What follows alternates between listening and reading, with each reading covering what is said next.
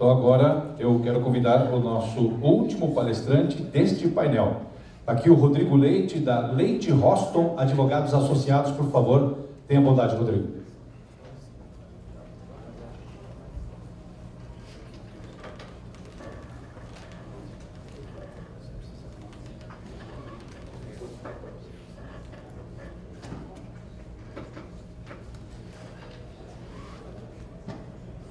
Boa tarde. Primeiramente, eu gostaria de agradecer o convite da BGD. Eu acho que esse é até a sexta vez que a gente está junto aqui dentro da agenda da BGD. É interessante ver que nesses últimos 3 anos, a qualidade técnica, o acompanhamento realmente das pessoas que estão aqui evoluiu expressivamente. Então, a gente está levando cada vez mais esse debate. Até a questão jurídica, que por muitas vezes, na verdade, é concentrada nos advogados. Hoje em dia a gente vê muita gente falando e conversando sobre esse tema num nível altíssimo. Isso é importante, porque, como o Nelson destacou, né, a união do setor, a união dos agentes é importante para a gente prevalecer em relação às suas prerrogativas, isenções, o modelo de contratação. Hoje, até com a discussão da própria 482, a gente sente realmente que esse fortalecimento do setor vem vindo, mas acho que ainda falta muito ainda a percorrer. A gente vai falar um pouco aqui também de alguns temas controvertidos, alguns temas que a gente sente no escritório, que vem trazendo problemas, e a gente vê que se houvesse um pouco mais, eu acho que de visão conjunta, a gente conseguiria superar esses problemas. Dentro desse modelo, na verdade eu vou falar rapidamente sobre os modelos de contratação, mas eu não vou ficar muito em cima desse slide, até porque cada evento que a gente vê que isso está bem dominado em relação a todo mundo. O próprio Iná já falou bastante disso com muita propriedade, mas eu queria trazer aqui um pouco da visão de instalação, venda e do Energy as a Service, que é uma modalidade que está vindo muito forte, principalmente agora com a instalação de baterias. Tá? Então, saindo um pouco da geração compartilhada, do EMUC, do autoconsumo remoto, queria focar um pouquinho mais nesses 2 primeiros itens. Em relação à instalação e venda, até foi um tema que foi trazido em outros painéis, a questão sobre a qualidade técnica e sobre o profissionalismo que isso vem sendo trazido. Tá? A gente vê, no escritório a gente ainda não teve nenhuma demanda dos nossos clientes, mas a gente vê que a gente tem acompanhado muitos sinistros, muitas ocorrências em plantas solares especialmente, tem teto de posto caindo, enfim, tem muitas questões relacionadas à qualidade técnica. Isso vem acompanhado, inclusive, estou até discutindo aqui agora há pouco, de venda de RTs, de laudos. Isso é muito perigoso. Tá? Quando a gente olha numa perspectiva de agente, de um empreendedor numa visão de longo prazo, a gente acaba não se atentando a algumas questões que no dia a dia, principalmente por implicações jurídicas, vão trazer uma ruptura do negócio. Então, quando a gente fala de um acidente desses, a gente tem uma questão muito forte de responsabilidade civil e também de responsabilidade criminal também. Então, qualquer tipo de ocorrência dentro de uma planta, ela pode recair para o integrador, para o empreendedor, de uma forma que acaba com o negócio, ou muitas vezes até acaba com uma vida, né, se você olhar sobre a perspectiva criminal. E às vezes tem muita gente que fala, não, mas eu tenho um RT, tenho um engenheiro responsável, mas quem está ali no final do dia assinando o contrato, colocando a cara para bater, é o empreendedor. E por mais que depois você tenha, por exemplo, um direito de regresso ou de responsabilização, quem vai sofrer isso primeiro vai ser o empreendedor. Então é muito cuidado, é importante ter muito cuidado nessa perspectiva de cautela, de diligência. Tá? Então, isso é um item que até trouxe aqui agora, que apareceu nas discussões e também um pouco no corredor. Eu vou entrar também no próximo slide um pouco sobre alguns formatos de proteção também, de seguros, enfim. Outra modalidade, que estava falando do Energy as a Service, é uma modalidade que na verdade é uma releitura do que a gente chama de eficiência, né? Os contratos de eficiência energética. Hoje isso está concentrado em contratos de gestão de energia, que você vende, na verdade, para o cliente a redução não só da tarifa, mas também no aumento de produtividade. Então, por exemplo, com a bateria, além de você ter a possibilidade de fazer uma modulação de energia dentro do horário de ponta ou fora de ponta, você também tem a possibilidade de isso funcionar como um no-break, por exemplo, né? Isso guardando as devidas proporções, mas você evita com que a indústria, aquela determinada planta industrial, tenha interrupções durante o processo. Então, a gente tem um cliente, por exemplo, que instalou uma indústria de panificação grande, que produz aí para o Brasil, até para fora, em que eles tinham mais de 300 interrupções por ano, ou seja, praticamente uma por dia, em relação a perturbações sistêmicas, tá? E com a modalidade dessa gestão de energia, o nosso cliente conseguiu trazer uma solução que reduziu isso praticamente a zero, tá? São pouquíssimas ocorrências que tem hoje, e isso teve um ganho expressivo na produção, na produtividade do negócio. E aqui é importante, dentro do modelo jurídico, como capturar esse ganho, como fazer o melhor planejamento tributário para isso. Então, você tem modalidades aqui de leasing, modalidade de locação, ou da própria prestação de serviço de gestão de energia. Então, são algumas modalidades de contratos, bem juridiquês isso, mas é importante para vocês saberem essa possibilidade que existe, e na hora de procurar um consultor jurídico, saber explorar isso, né? O Renato colocou bem aqui a questão da sabedoria oriental, né? Compartilho também, né? Da descendência. Mas essa questão realmente da criatividade é algo que joga a favor, joga contra, né?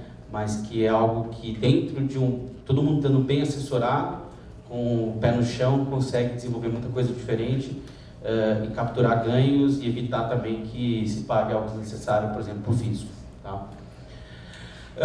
Caminhando aqui para os desafios do integrador, dentro também dessas modalidades, o primeiro que eu já tinha comentado do risco de engenharia, pincelei um pouco sobre a questão de RT e laudos, é a proteção também em relação ao empreendedor perante o seu cliente com seguros, tanto seguros de responsabilidade civil quanto seguros de risco de engenharia.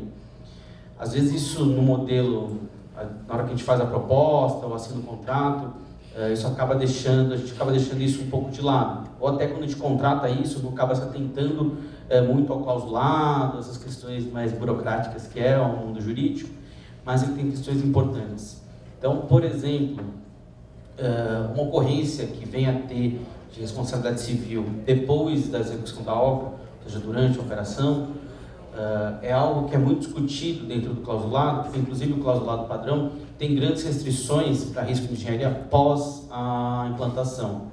Então é importante dentro da apólice constar o prazo específico da reclamação, ou seja, de uma ocorrência que venha a ter pós-instalação, que o empreendedor esteja coberto, tá?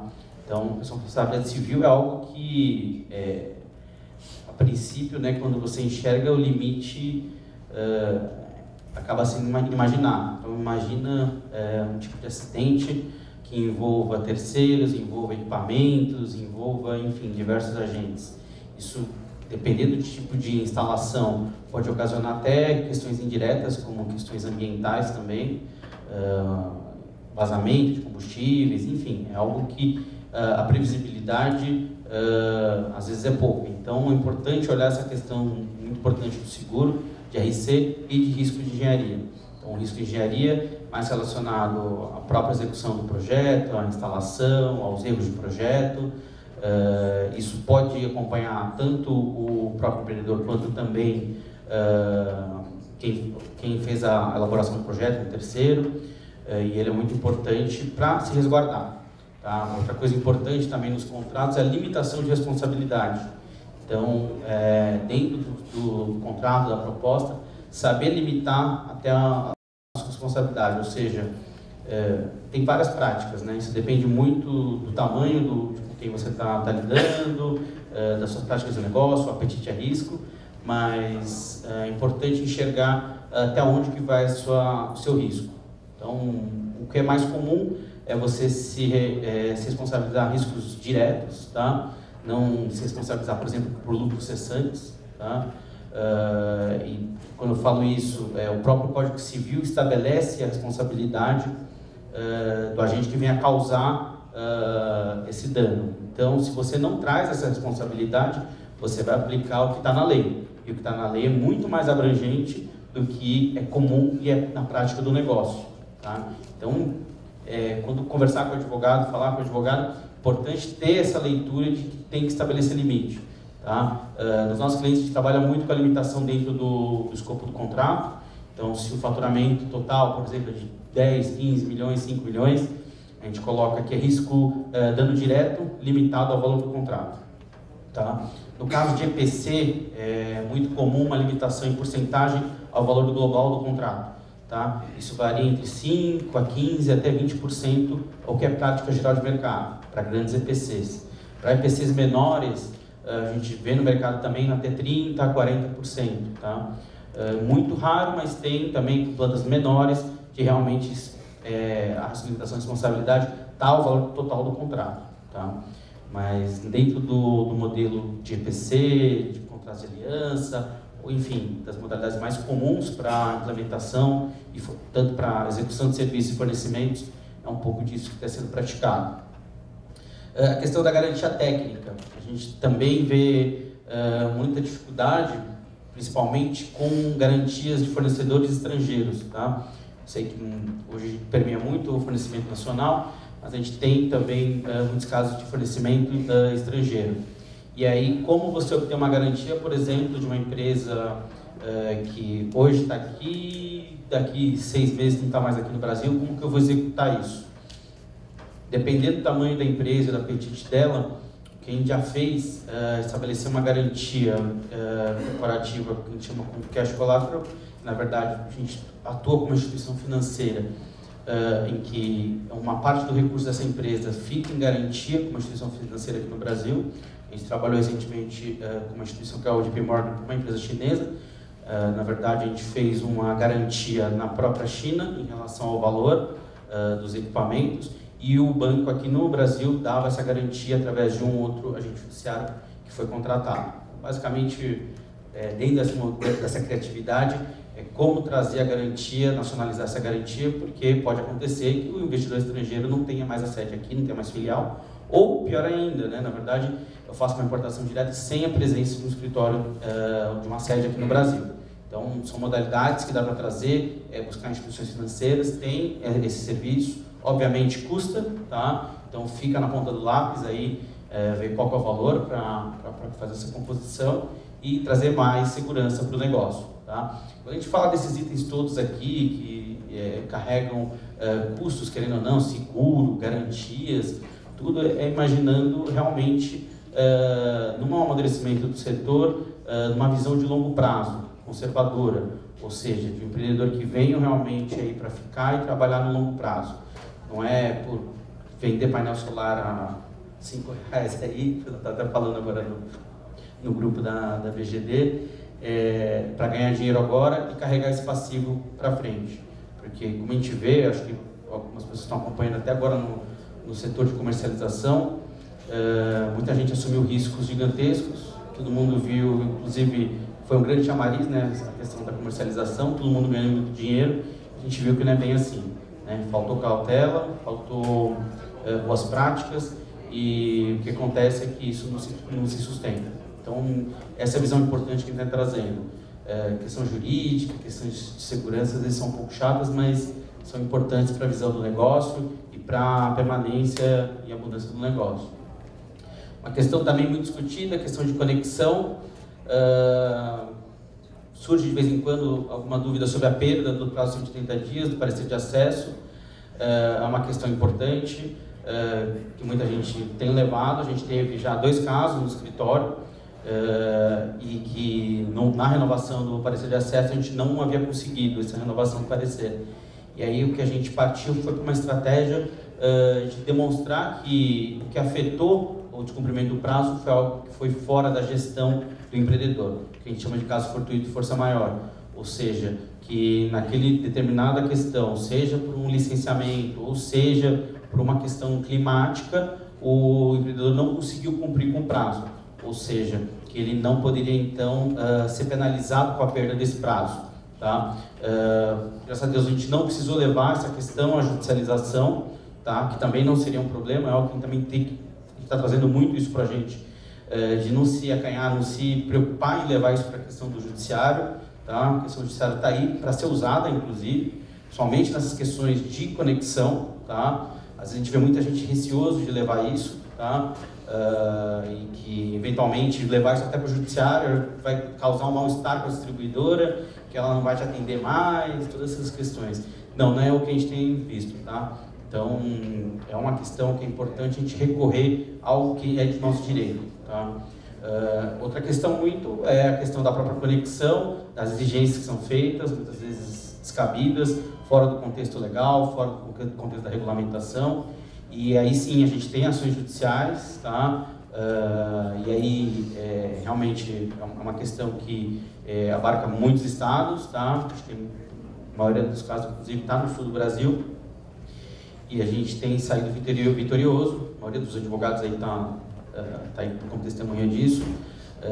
Mas também a questão do meio coercitivo, judiciário, muitas vezes só de propor ação já traz a própria distribuidora para a mesa e ela acaba recuando.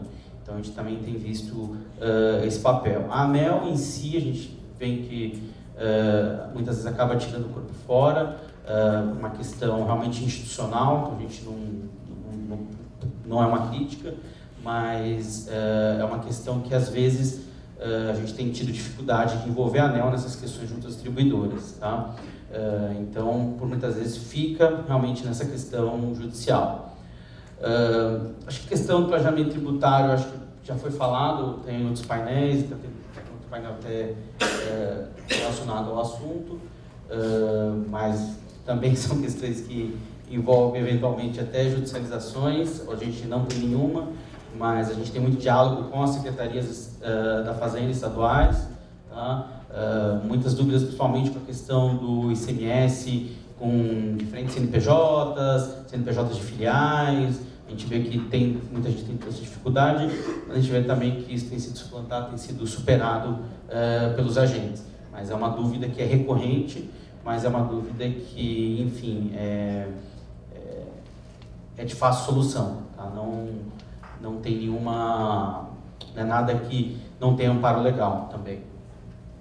E por último, acho que os modelos de contratação sobre alocação de riscos, só no último item da questão da alteração legal, que a gente está tratando, que vai ter inclusive o painel da alteração da 482,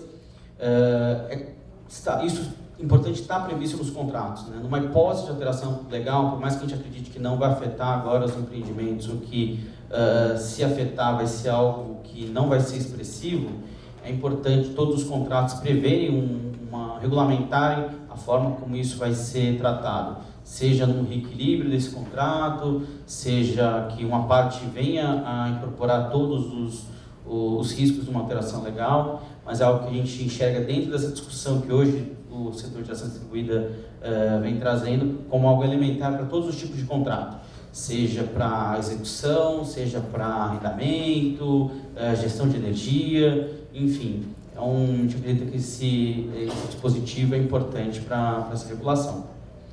Bom, era isso. Obrigado a todos.